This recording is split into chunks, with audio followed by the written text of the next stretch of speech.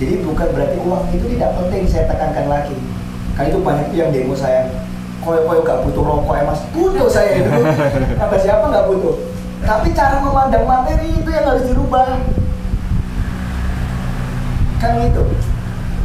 Nah, kalau dilihat dari itu, kita kan udah kelihatan apakah kita juga tidak menyembah berhala-berhala baru. Kan nyatanya juga kita menyembah berhala-berhala baru. Orang itu bisa beli tukar beli jabatan. Artinya kalau misalnya kamu mau jabat berani berapa gitu. Sekarang udah musim seperti itu.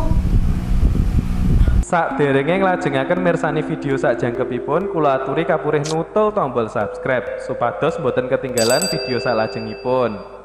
Kagem kemanfaatan video menika monggo dipun like, komen lan ugi share. Mugi panjenengan sedaya pinaringan seger waras, bejo donya bejo akhirat, rahayu rahayu rahayu sagung dumadi.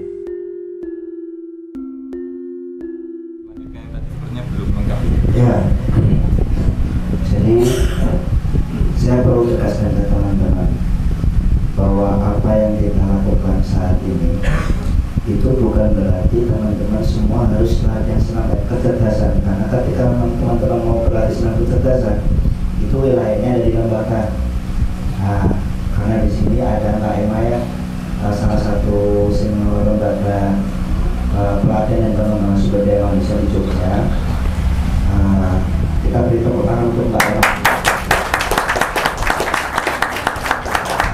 Jadi ketika teman-teman ingin berlatih SK senam kecerdasan ini bisa menghubungi teman-teman yang ada di lembaga. Nah, safari silaturahmi sinergi ini sebetulnya peruntukannya adalah sebagai wadah dari teman-teman mau bicara soal apapun, mau belajar dari manapun, ayo kita kumpul bareng. Yang saya tuju itu sebetulnya adalah bagaimana kita sama-sama melakukan suatu kegiatan atau suatu bentuk karya yang nyata apa yang sudah kita pelajari sebelumnya. Kan jadi percuma tuh, apakah itu hanya menjadi berhala konsep apa yang kita pelajari. Nah, jadi saya ingin teman-teman ini sebetulnya punya potensi-potensi besar, punya keilmuan-keilmuan yang tinggi, yang itu hanya sebatas konsep dan akan melahirkan cuma menjadikan berhala, dan kita akan berebut konsep mana yang paling benar. Jadi tidak mau itu. Jadi safari silaturahmi sinergi ini sebetulnya ada suatu wadah buat kita semua, termasuk buat saya sendiri secara pribadi. Apa sih yang sebetulnya saya bisa sinergikan ke teman-teman? Apa sih yang sebetulnya karya apa sih yang bisa kita saling coba untuk gagas bersama, kan gitu. Tidak lebih peruntukannya kan ketika kita memang sudah merasa kita sampai sendiri itu pastinya ditanya adalah terus awalmu kata laupon di dunia ini, kan gitu. Apa yang sudah kamu perbuat di dunia ini? Nah, itu yang saya ingin kita sama-sama berpikir ke arah sana.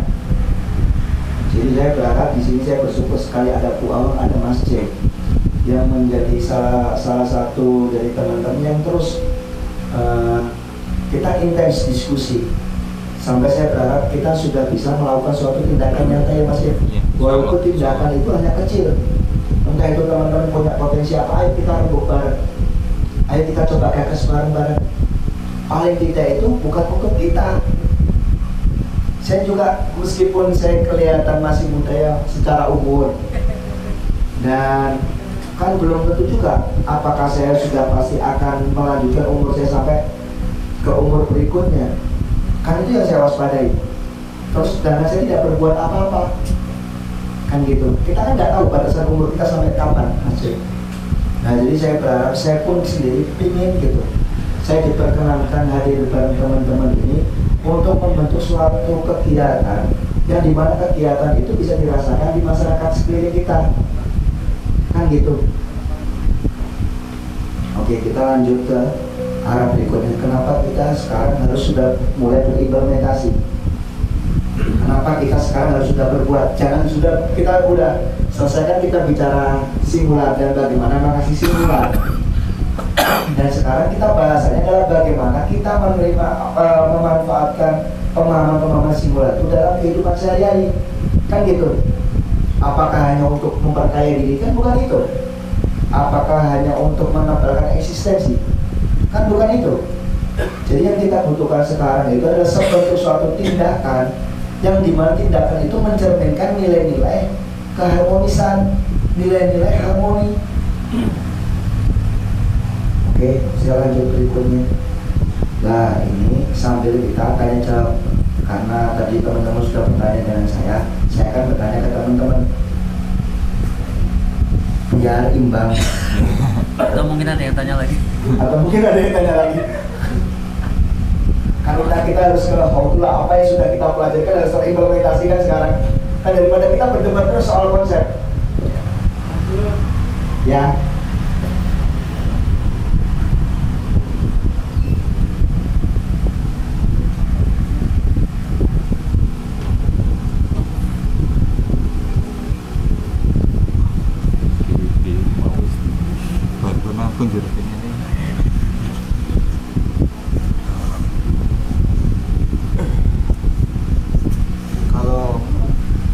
Kalau tadi kan ditanyakan sama Mas siapa tadi ya, yang soal peradaban.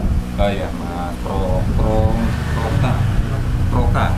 Nah, kalau kita bicara peradaban, apakah peradaban dulu itu maju dibandingkan dengan peradaban sekarang? Nah, saya mau tanya, peradaban itu diambil dari kata-kata apa sih? Adab, tingkah laku, kan gitu. Nah, kalau misalnya kita lihat sekarang, apakah peradaban sekarang itu lebih maju terkait tingkah laku, harmonisasi sesama makhluk, sesama manusia dibandingkan orang dulu? Saya tanya itu ke teman-teman. Kalau realitas sekarang itu, apakah kita lebih harmoni atau kita saling gontok-gontokan? Silakan dijawab. Jadi apakah peradaban kita ini semakin maju apa semakin terpuruk? Terpuruk. Nah, itu kan kalau misalnya kita ambil dari kayak kata peradaban itu kan ada di suatu lintas ruang waktu, kan gitu. Berarti kalau misalnya kita bicara dulu leluhur kita dengan peradaban itu menciptakan suatu keharmonian. Apakah sekarang ini dengan peradaban kita sekarang ini menciptakan suatu keharmonian atau malah menuju pada satu ego lokal, ego sektoral, ego wilayah? Maka saya bilang kalau kita bicara Nusantara, sudah kita tidak perlu lagi berbicara lokal, sudah tidak perlu lagi berbicara suku. Karena kalau kita bicara Nusantara, kita bicara satu hal yang sangat luas, dari Sabang sampai Merauke. Dan makanya kan waktu itu saya diskusi sama Kilipi, karena saya sendiri merasa bahwa mungkin saya sendiri ada ego lokal, bahwa Jawa itu paling baik, Jawa itu paling ini ya. Nah, saya tanya waktu itu ngobrol sama Kilipi, apakah Jawa atau Jawi itu adalah sebentuk wilayah teritorial atau itu sebentuk suatu ciri seseorang, kan gitu. Nah, kalau bisa kita bicara sekarang nih, ada orang sopan, santun gitu kan ya, waduh Jawa nih kan gitu. Walaupun dia tidak orang Jawa, artinya Jawa itu bukan satu sektor wilayah, tapi sebentuk perilaku dan sifat, kan gitu. Nah, jadi menurut saya Jawi itu adalah sebentuk perilaku, kebudayaan, kan gitu.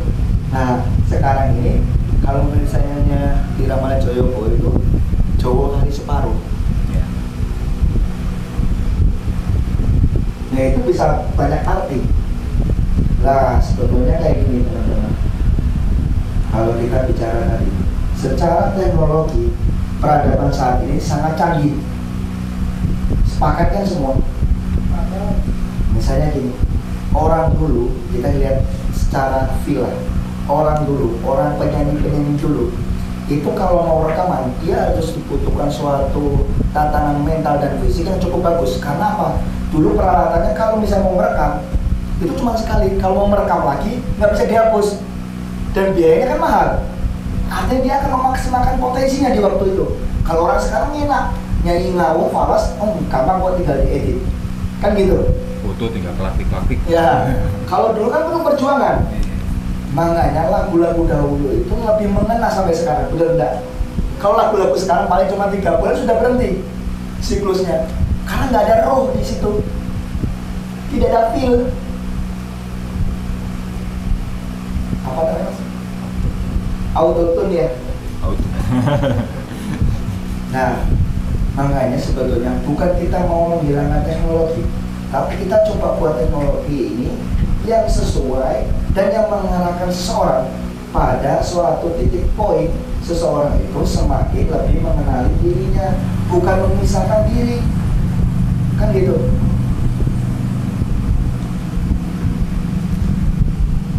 Nah, kalau misalnya saya bicara tentang peradaban, akan bicara peradaban tentang situasi kita sekarang. Saya mau mengambil contoh, dua contoh. Dulu di zamannya Nabi Nuh itu dihancurkan dan diganti dengan satu sistem sosial baru. Itu karena kenapa? Tidak lebih karena sudah tidak bertauhid lagi, tapi menyekutukan, mewujudkan berhala-berhala baru, kan gitu. Makanya dilibas. Saya tanya ke teman-teman sekarang, apakah di zaman sekarang kita tidak menyembah berhala-berhala baru berbentuk materi? Walaupun tentu tidak batu, kita lebih mementingkan materi uang daripada kemanusiaan. Kita lebih mementingkan suatu bentuk jabatan daripada suatu bentuk kemaslahatan. Makanya saya merasa aneh ketika kita bicara bahwa keadilan sosial bagi seluruh rakyat Indonesia, itu artinya keadilan sosial itu semua orang masyarakat Indonesia itu berhak mendapatkan akses yang sama, baik itu segi pendidikan maupun kesehatan. Kalau kita lihat sekarang pendidikan, kalau kita ingin suatu pendidikan yang bagus harus mahal, kan jadi aksesnya tidak adil secara sosial karena terputus, kan gitu. Nah, makanya itu kalau kita bicara sekarang bahwa kita berada pada satu fase secara tidak langsung kita menyembah berhala baru berbentuk materi, yaitu uang, ataupun itu berbentuk materi adalah jabatan. Apakah itu sudah terjadi saat ini? Kan gitu. Jadi bukan berarti uang itu tidak penting, saya tekankan lagi. Kan itu banyak yang demo saya, koyo gak butuh rokok ya mas, butuh saya itu. Kata siapa gak butuh?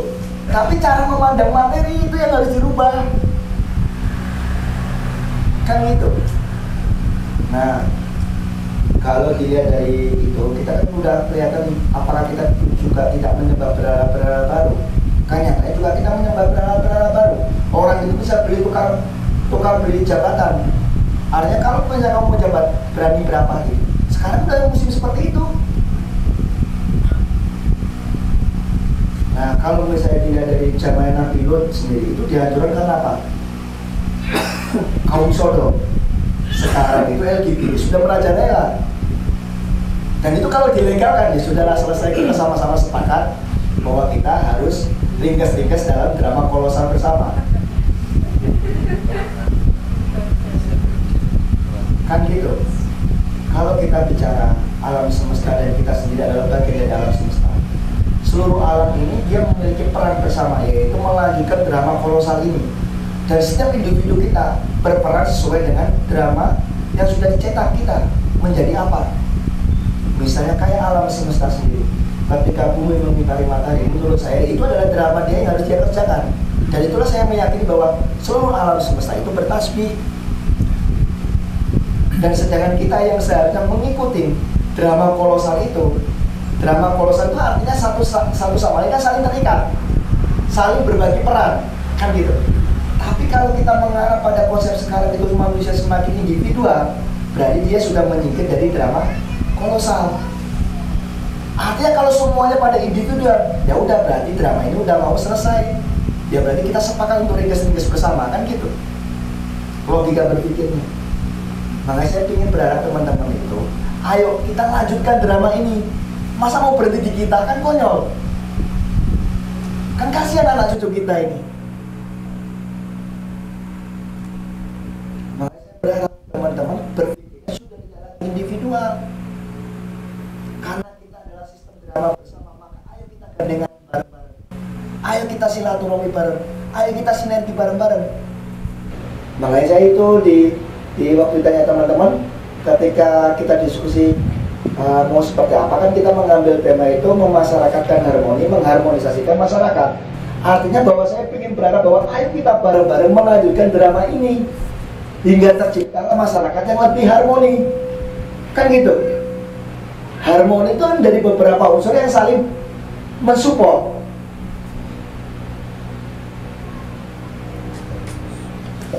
Saya cerita soal tren.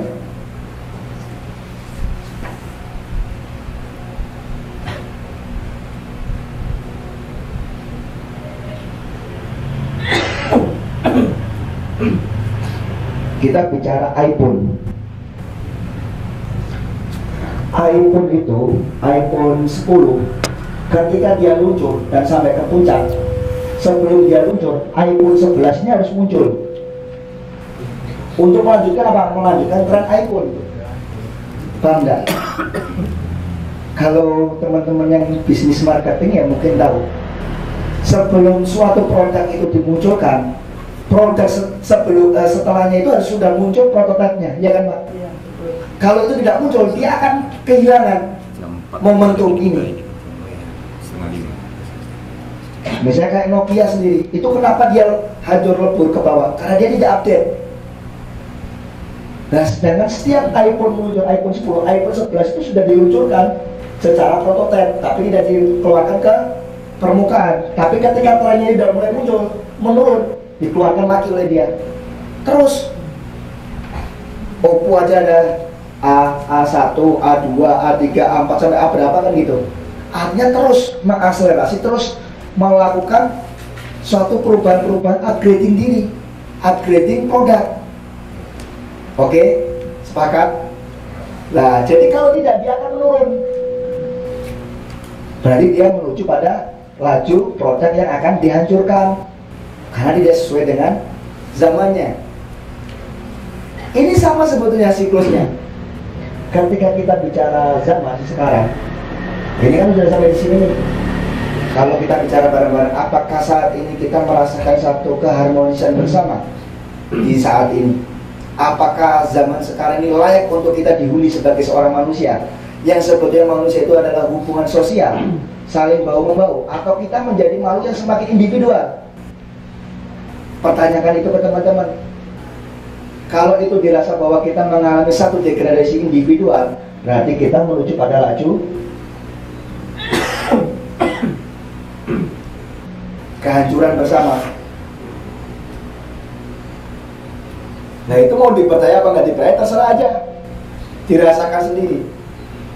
Dan kita itu sering menuntut anak-anak kita kan. Sekarang anak-anak sekarang itu semakin sulit untuk dikendalikan. Karena apa? Tidak sesuai dengan zaman sekarang. Kan butuh updating tuh. Cara pendidikan harus dirubah, cara kita mengajari anak harus berubah. Karena posisi sekarang itu, bukan saya menyalahkan orang tua sekarang ya, kita itu sering melempar segala segi pendidikan itu di institusi pendidikan. Bahwa yang mencetak seorang karakter anak itu hanya di sisi pendidikan. Padahal hal yang paling utama membentuk karakter anak itu adalah keluarga. Nah, kita sendiri melepas itu. Wes yang penting aku boleh duit, anak itu sekolah tidur, tapi poinnya nanti apakah dia bisa menghormatin kita. Nah, kita sering pintar tok tapi gak duit unggah-ungguh kan gitu. Nah, saya berharap kita sudah punya pola pikir bersama nih. Ini kita mau kemana nih? Apakah kita mau terus seperti ini? Bersama-sama kita meringkes-ringkes drama kolosal ini bareng-bareng? Ya monggo kan gitu. Atau kita melanjutkan drama ini? Nah, tadi yang dijelaskan oleh Kinipi. Leluhur kita dulu itu visioner sekali. Seorang raja itu harus melihat itu ke depan. Bukan cuma 1 atau 2 tahun, tapi sampai 9 periode. Kan lebih tuh, kalau di Jawa itu ada apa? Nenek, apa ke atas sampai ke depok bosok sampai apa itu? Apa aja Pak? Kalau apa? Ya apa? Gangga, apa siapa yang hafal? Ada cangga, ada itu ke depok bosok. Pernah dengar itu enggak? Nah, Itu berapa generasi itu? Lebih. Sampai 9 generasi itu masih dipakai. Artinya apa? Nenek kita, leluhur kita itu berpikirnya panjang. Bahkan seorang raja pun berpikirnya cukup panjang. Seorang pemimpin itu. Kalau sekarang berpikirnya cuma 5 tahun. 5 tahun itu kalau membangun kecamatan itu mudah. Ini membangun negara. Malah yang diperuntukkan 3 tahun, 2 tahun dia berpikir apa? Bisa jabat lagi apa enggak? Kan gitu. Ya ini kita mau akuin atau tidak, yang terjadi kan seperti itu. Bahwasanya itu menjadi cerminan kita, bahwa kita harus bertumbuh bersama. Ketika teman-teman nanti menjadi pemimpin, menjadi seorang pemberi kebijakan, itu berpikirnya itu harus panjang. Makanya kayak Borobudur sendiri bisa turun-temurun dari beberapa generasi. Karena apa? Mindset visinya itu sama. Bayangin tuh ketika Borobudur tak menutup meninggal, digantikan anaknya, tapi pahatannya itu sama, membentuk satu simbol yang sama. Kan sulit, Pak. Sekarang aja ketika mengganti pemerintahan, satu punya visi ini, ketika digantikan visinya harus diguguhkan biar visi saya keluar. Kan gitu yang terjadi. Akhirnya mangkrak semuanya. Nah kalau kita mengadopsi sistem ini seperti ini terus, ya udahlah, ayo kita ringkes-ringkes bareng lah. Nah karena yang bisa melihat visi yang cukup jauh itu bangsa kita, makanya saya yakin ketika kita mau menggali keilmuan leluhur kita, sebetulnya bukan kita menjadi orang dulu, tapi kita mengambil esensi berpikirnya, esensi bagaimana mereka berperilaku. Saya pernah dapat cerita ini, Mas, bahwa dulu kita kan memahami nih, bahwa kerajaan-kerajaan dahulu itu saling berperang. Itu kan yang teman-teman dengar, dan saling berebut kekuasaan. Padahal dulu nggak ada cerita seperti itu.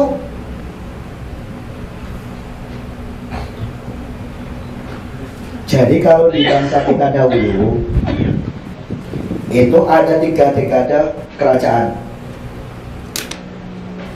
Dia akan mengalami siklus. Kerajaan ini muncul, keemasan, dan regenerasi.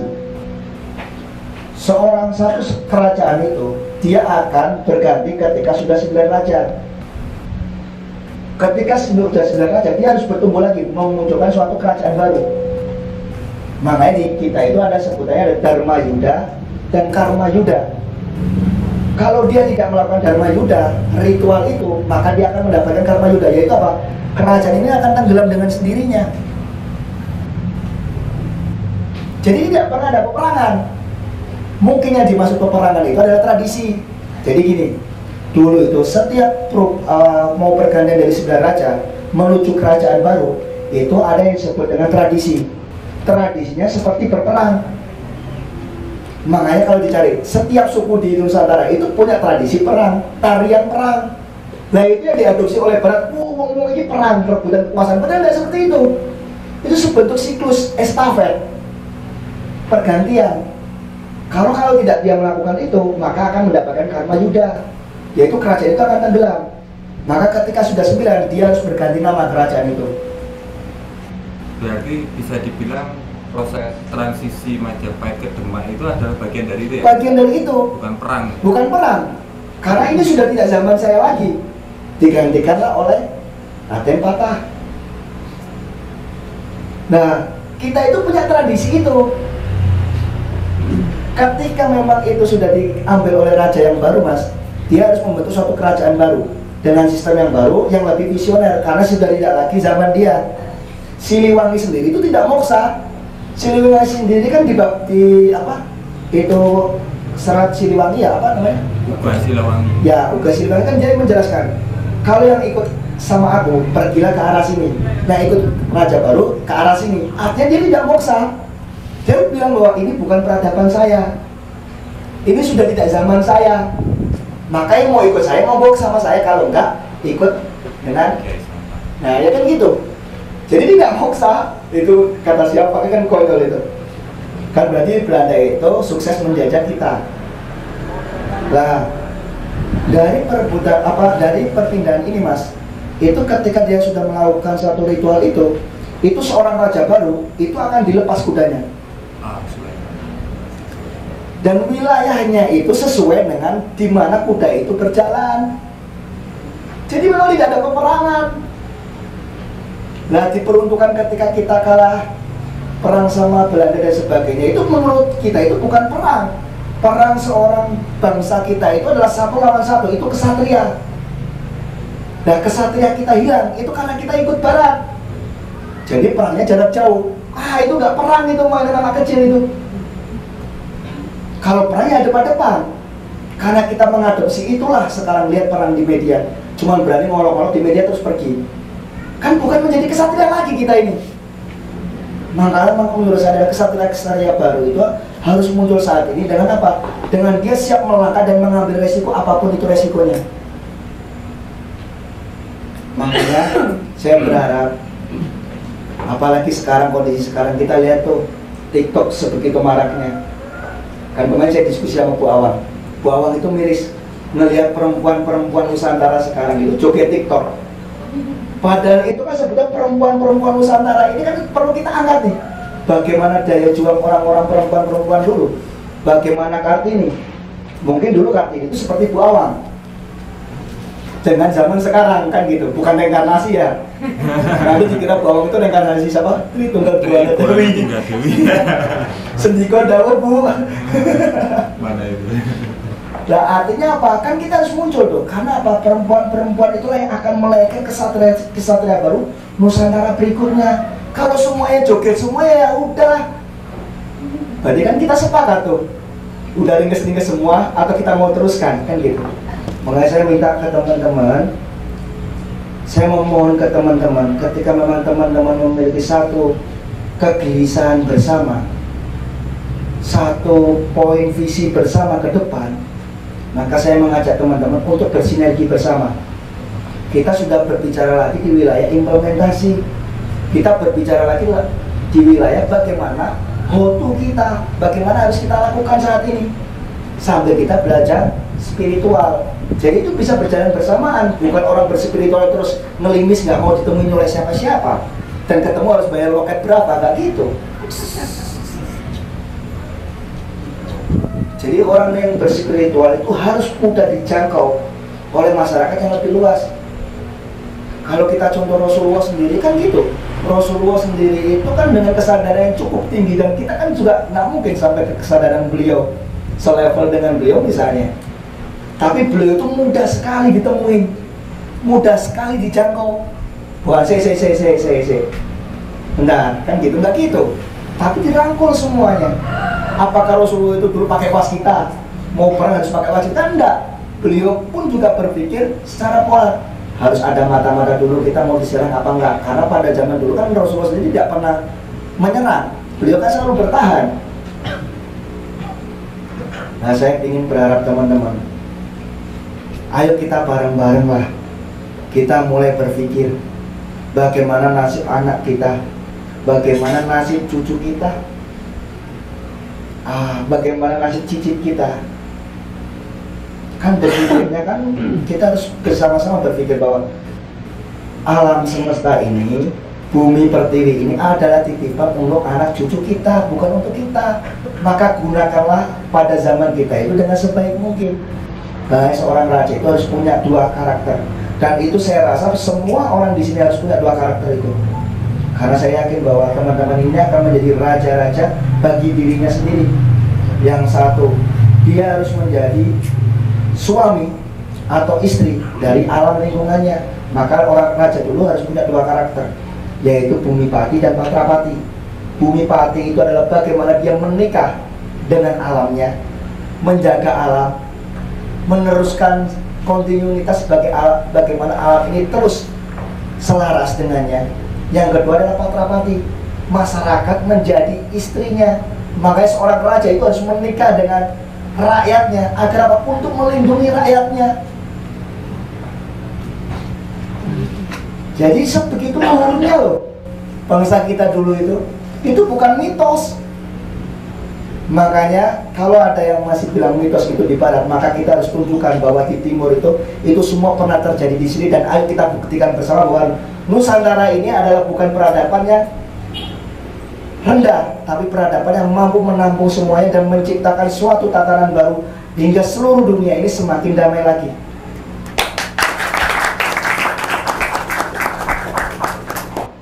Ya, jadi malah kayak Pak Soekarno. Saya malu sama beliau. Jadi saya berharap nantinya teman-teman tetap mengadakan silaturahmi ini, tapi kita sudah bisa mulai membahas apa yang harus kita lakukan bareng-bareng ya. Karena tidak bisa sendiri. Makanya satria pinggir itu harus pakai S kata guru saya. Jadi harus muncul kesatria baru. Jadi kan kasihan kalau sendirian, maka semuanya harus menjadi kesatria. Makanya saya berterima kasih sekali ketika teman-teman datang ke sini dengan satu tujuan bersama, yaitu silaturahmi. Hingga nantinya mudah-mudahan semua teman-teman merasakan satu kegundahan bersama, satu kegelisahan bersama, tidak lebih hanya untuk meneruskan agar anak cucu kita ini semakin lebih baik daripada kita.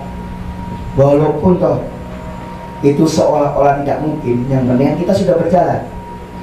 Walaupun toh kita tidak menikmatinya, tapi mudah-mudahan itu menjadi amal ibadah kita yang nanti akan dirasakan oleh anak cucu kita. Kan itu yang selalu dipikirkan oleh leluhur kita. Mungkin itu Mas yang bisa saya sampaikan, mudah-mudahan bisa merangkum sampai manfaat untuk peradaban berikutnya.